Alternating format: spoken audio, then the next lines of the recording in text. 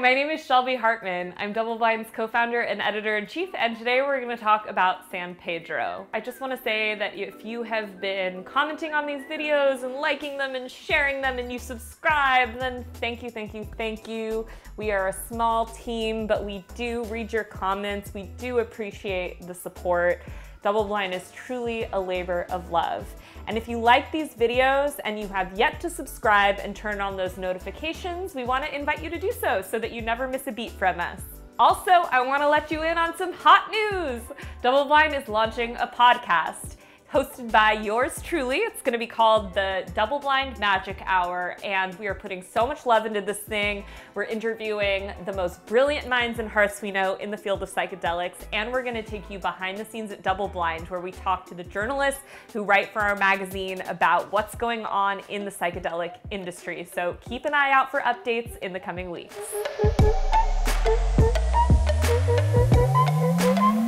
So in this video, we're going to talk about the effects of San Pedro. We're going to get a little bit into history.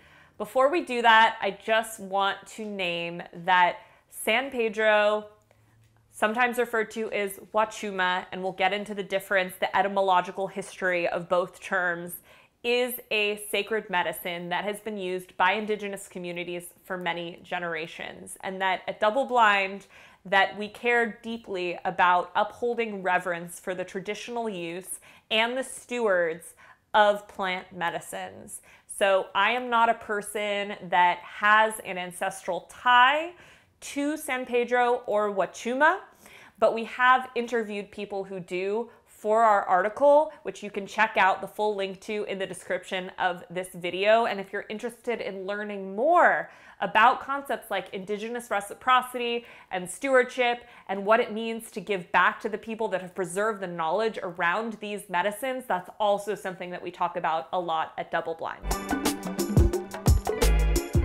San Pedro has been in use without interruption for thousands of years. It's a cactus from the Andes which emerged from mysterious rituals beneath ancient pyramids, adapted to survive Spanish colonialism, and has now spread around the globe as a surprisingly common mescaline-containing plant. Originally known as Wachuma in Quechua, the native language of the Andes, the first evidence of use is documented by the Chavín culture in northern Peru in the dark maze of tunnels beneath pyramids.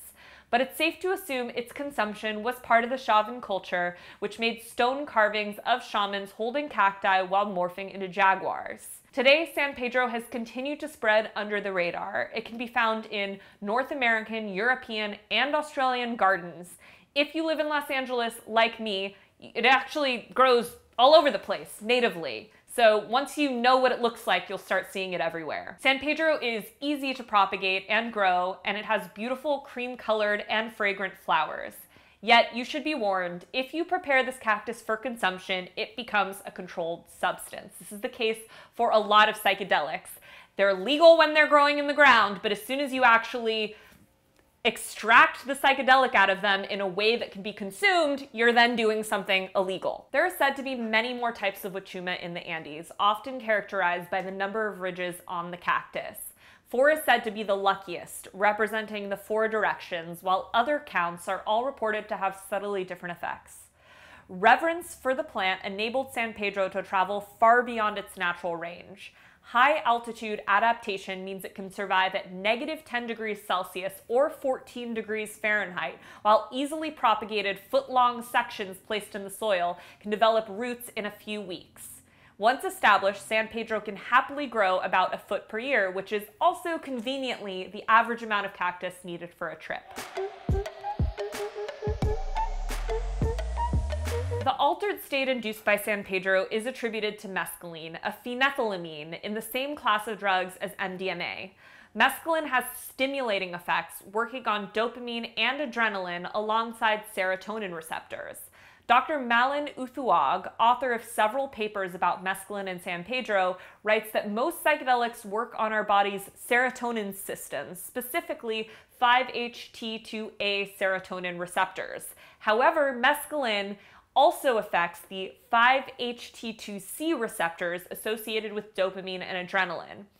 San Pedro cactus contains many alkaloids other than mescaline, some of which were found to be mildly psychoactive by pioneering psychedelic chemist Alexander Shulgin. This variety of alkaloids gives San Pedro unique effects from peyote or synthesized mescaline. San Pedro is often described as dreamy, and Dr. Uthuag's surveys confirm mescaline is considered by many a, quote, gentle, euphoric, and bodily tactile experience.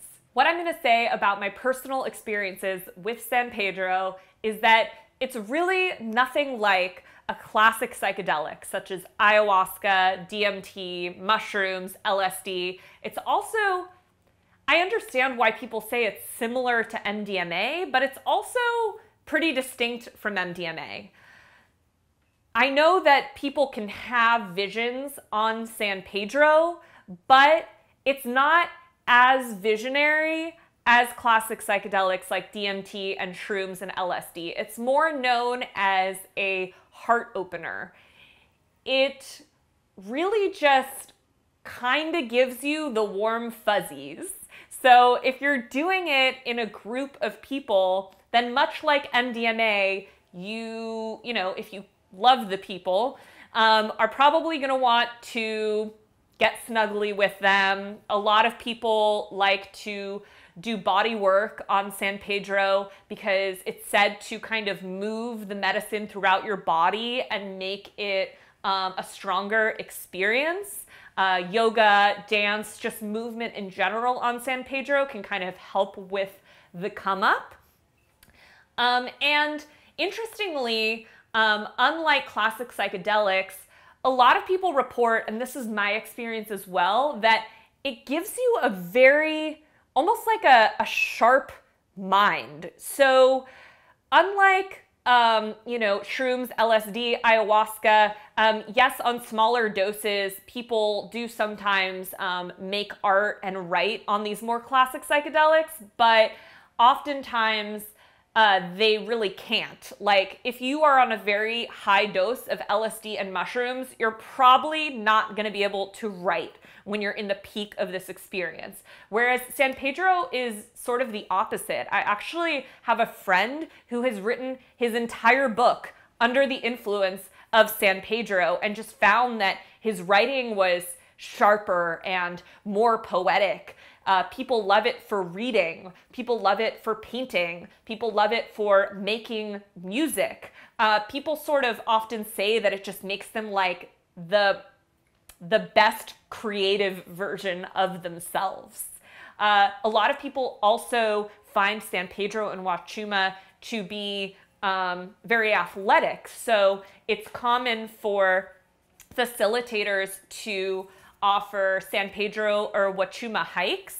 Wachuma lasts like 12 to 14 hours. And so if you're under the influence of like ayahuasca, shrooms, LSD, something like that, it's common for people to want to lie down and have their eyes closed. Whereas on Wachuma, even if you're feeling like you're very much kind of in an altered state of consciousness, it's not going to sort of disassociate you from your body likely. Instead, it will do the opposite, where people find that sort of like movement and walking and being athletic for extended periods of time is enhanced by San Pedro or Wachuma. There are a lot of different ways people take San Pedro, from traditional ceremonies steeped in ritual to hanging out alone in their garden. Whichever route you choose, be patient. San Pedro can take upwards of 2 to 3 hours for full effects to be felt, and the experience builds up in waves.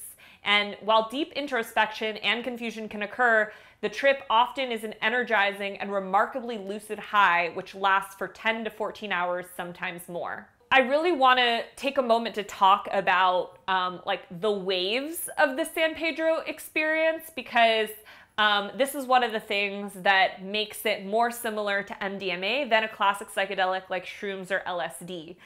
With shrooms or LSD, it's true that, you know, there can be ups and downs, but generally speaking, what happens is that, and same with ayahuasca, you kind of work your way up to a peak and then you come back down. Whereas with San Pedro, You can have moments where you feel like, oh, it's fading, like it's over, the experience is over, and then it's like, whoa, and all of a sudden you're back in it again. And this can happen for many, many hours. Purging is something that is fairly common on San Pedro, and I found that much like on ayahuasca, that when I purge on San Pedro, that brings on a whole other wave of the medicine. It's like you feel this calling, this internal calling, like, oh, the nausea's coming, I'm about to purge, I'm about to purge. And if you listen to that and you go into the experience and you purge, you can kind of expect another wave of the medicine to wash over you. I'm not going to say it's this way for everyone, but that was my experience, and this is what I've heard other folks say to me about San Pedro. Also, something I want to note about San Pedro that makes it different from classic psychedelics is that with shrooms, if you eat on shrooms, then typically that's going to be grounding for you, whereas eating on San Pedro can actually make the medicine stronger. So if you are wanting to come down from the San Pedro experience, I do not recommend eating. So we hope you're finding this video and the rest of the content on our YouTube channel helpful, and we're going to talk about San Pedro more in a minute, but first I just wanted to give you some information about DoubleBlind and who we are.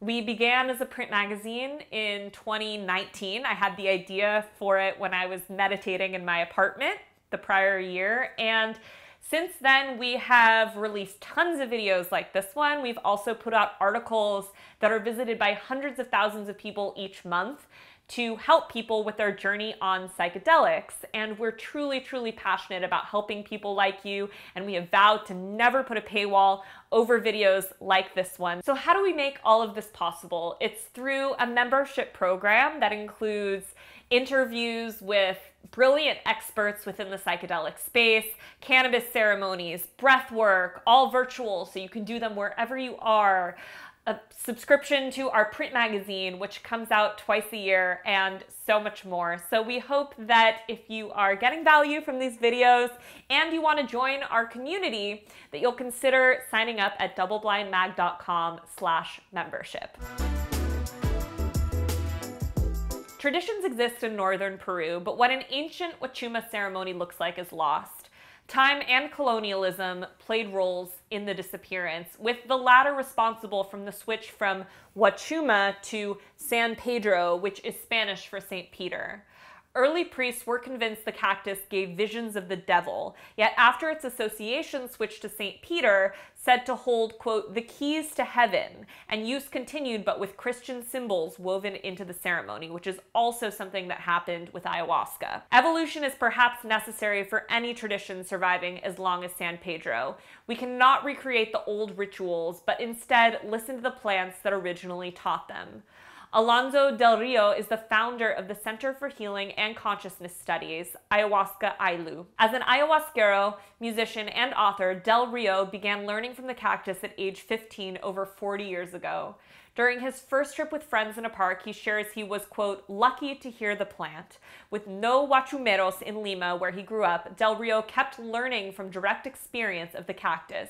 He would also later study ayahuasca with the Shipibo, and these experiences and knowledge of ancient symbols and myth created a new ceremony. In Del Rio's approach, based on the universal symbol of the four directions, participants enter a process he likened to group therapy, but with Wachuma. He explains that, quote, expression of ourselves in the middle of the strong effects is different. Instead of an altar of sacred objects, Del Rio's process moves participants through the four cardinal points and the associated elements. At each altar, various symbolism guides participants to speak publicly while in the medicine. While ceremony might not feel natural for everyone, he speaks of, quote, how important it is to heal together. He's also clear that while drinking San Pedro alone or hiking on it is not wrong, he sees the power of, quote, ceremony and ritual as a vehicle to focus your energy. If you do choose to take San Pedro, it's important to approach mescaline with mindfulness, as with any psychedelic. San Pedro and mescaline are among the weakest psychedelics gram for gram, coming in at 5% the potency of psilocybin. Taking San Pedro is usually done with a mug of what can be described as green goo. I'm just gonna say that it does not taste good. I mean, most psychedelics don't taste good, but San Pedro in particular can be very hard to get down because it's bitter and you need to take a lot of it to get to the point where you have a profound journey on it. So additionally, there's different ways of taking it. But, you know, the two most common ones I've seen are that it's mixed into some kind of liquid, which it can be mixed into water, spoonfuls of it, and it kind of turns into like a green, bitter sludge. Or you can also put it directly under your tongue or in your cheek pocket and kind of wait for it to dissolve there and swallow it. But it's dry, and then when your saliva mixes in with it, it gets kind of like almost like a clay powdery substance. I also just want to say about the purge, la purgia, that can occur that, you know, I often say when we're talking about ayahuasca, you know, saying you want to do ayahuasca and not purge is like saying you want to swim and not get wet. Like, it's a part of the whole process. And within the traditions of indigenous communities that have used these medicines for many generations, it's not just like an unfortunate side effect that you're purging, but it's actually viewed as a cleansing that will allow you to sort of move into the next chapter of your life, the next chapter of the experience. So while San Pedro has a long history of safe use, we just want to remind folks, sorry, but we have to say it, that like with any psychedelic, it comes with risk. And there's always the chance of being destabilized, particularly if you have a history of psychosis, bipolar disorder, schizophrenia, and other serious mental health concerns. San Pedro isn't considered addictive. Actually, there is some research pointing to the potential of mescaline for substance dependence. But like with any psychedelic, you want to be mindful of who's your facilitator, what's the setting, preparing, and also making the space afterwards to integrate whatever comes up for you. And on the note of integration, I also just want to mention that San Pedro and Wachuma is often paired with other classic psychedelics as an integration tool. So a lot of facilitators will offer mushrooms or ayahuasca in the evening, and then the next day they'll offer Wachuma.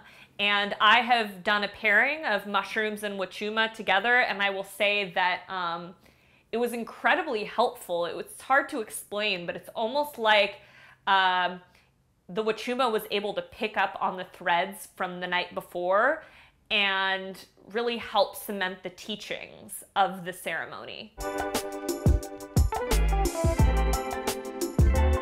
San Pedro is legal to grow as an ornamental plant in most parts of the world, and to my dismay, you can actually find it at places like Walmart.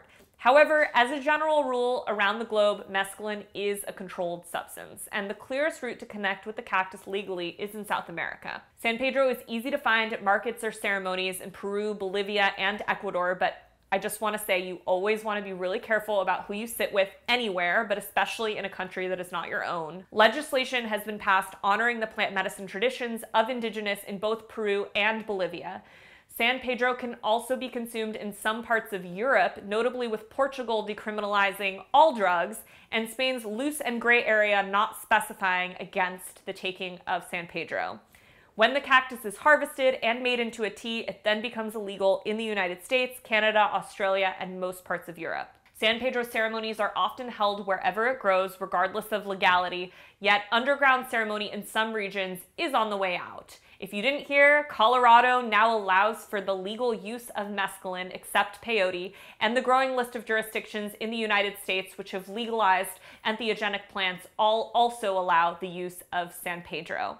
And on that note, I just want to quickly say that the reason why peyote specifically has been excluded from a lot of these decriminalization measures is because the Native American Church has requested that people who don't have an ancestral tie to peyote do not use it at this time because it's at risk of becoming endangered. So when we're thinking about intentional use of plant medicines, If you feel called to mescaline and you've thought about peyote, you might consider huachuma instead.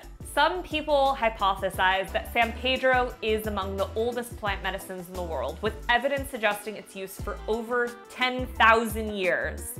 Few traditions have survived so long, and yet San Pedro remains not as popular compared to medicines like magic mushrooms and ayahuasca, but it can be incredibly profound. If you have ever tried San Pedro or mescaline, we'd love to know about your experiences. If you feel comfortable sharing with us, you can leave us a comment below. And for more videos like this one, remember to subscribe, turn on your notifications, and give us a like if you found this helpful. Until next time.